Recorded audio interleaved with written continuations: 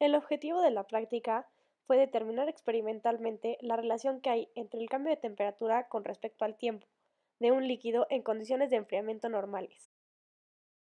La transferencia de calor está relacionada con una fuente y un receptor, llevándose a cabo en procesos como la condensación, la evaporación, la cristalización, entre otros. Esta transferencia de calor tiene una diferencia de temperaturas, dando como resultado un enfriamiento.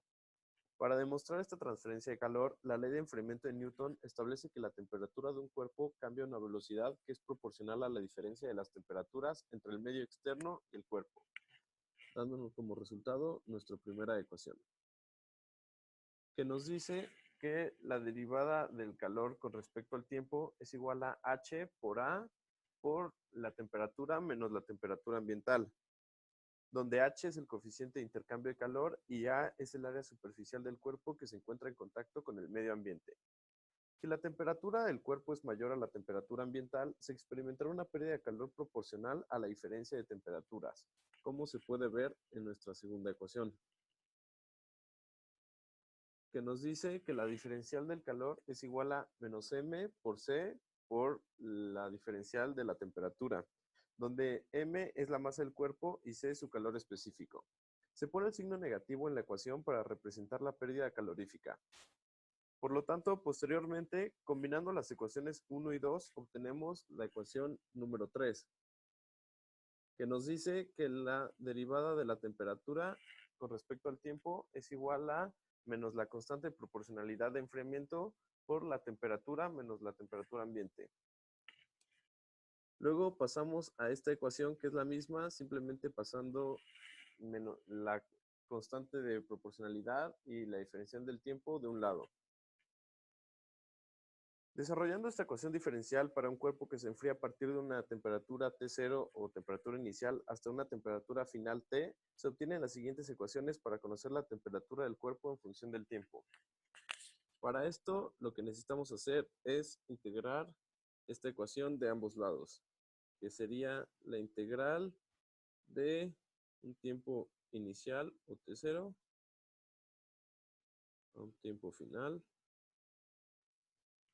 la integral de la derivada de la temperatura sobre la temperatura menos la temperatura ambiental.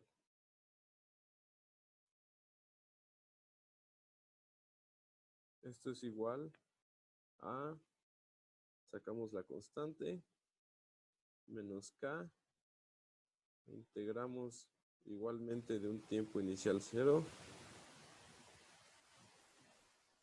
a un tiempo final T.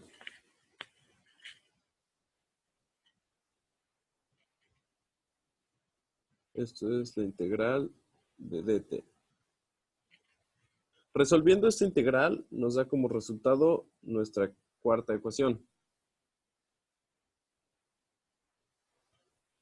que sería logaritmo natural de la temperatura menos la temperatura ambiental es igual a menos la constante de proporcionalidad de enfriamiento por el tiempo más logaritmo natural de la temperatura inicial menos la temperatura ambiental. Y simplemente despejando esta ecuación nos queda nuestra solución de la ecuación diferencial final, que sería este resultado.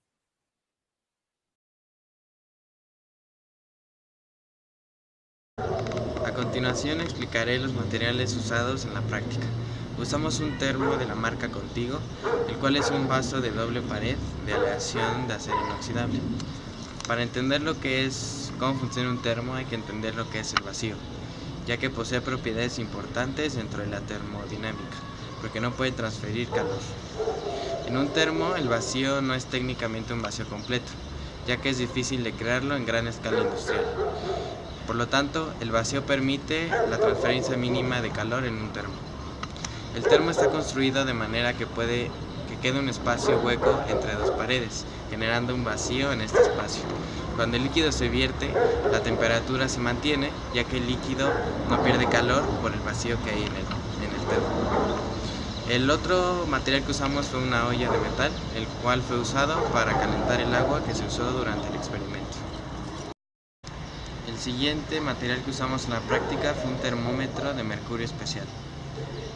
Para explicar cómo funciona este termómetro hay que saber que el mercurio es un metal que es líquido a temperatura ambiente. Por lo general estos termómetros son los más habituales y contienen un líquido en su interior que se dilata o contrae con los cambios de temperatura. Por lo general los termómetros de mercurio especial contienen 3 gramos de mercurio en ellos. Y cuando la temperatura aumenta, el mercurio se dilata y asciende. Y es así como sabemos qué temperatura hay en lo que estamos midiendo.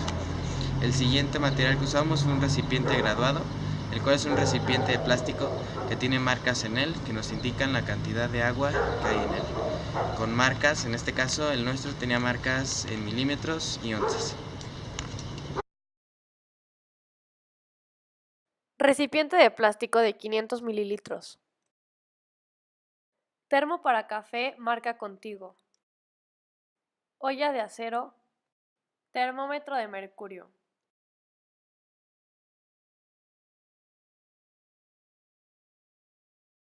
Primero se hierven 500 mililitros de agua. Posteriormente se vierten los 500 mililitros en el termo para café. Se asegura el termo con la tapa y finalmente se introduce el termómetro por el agujero que tiene la tapa. Se realizó la toma de temperatura con intervalos de 5 minutos. Se tomaron datos empezando en el minuto 5 hasta el minuto 30, teniendo una temperatura inicial de 36.7 grados centígrados, bajando hasta 34.8 grados centígrados. Se ajustaron los datos a una gráfica y se obtuvo un coeficiente de correlación de 0.9802. Una vez realizado el experimento, pudimos obtener los datos necesarios para realizar la relación en cuanto a las diferencias de temperaturas y el tiempo, teniendo así un coeficiente de correlación de 0.98, lo que nos indica que se tuvo una dispersión negativa relativamente grande, notando así que las variables analizadas tienen un comportamiento con tendencia exponencial. Uno de los obstáculos a los que nos vimos enfrentados durante el proceso fueron los instrumentos, debido a la sencillez de estos y que eran con los únicos que contábamos. Gracias a eso tuvimos que ajustar nuestro experimento a escalas menores a los que se tenían planeado, y a esto le atribuimos nuestro porcentaje de error, que fue de 7.52%.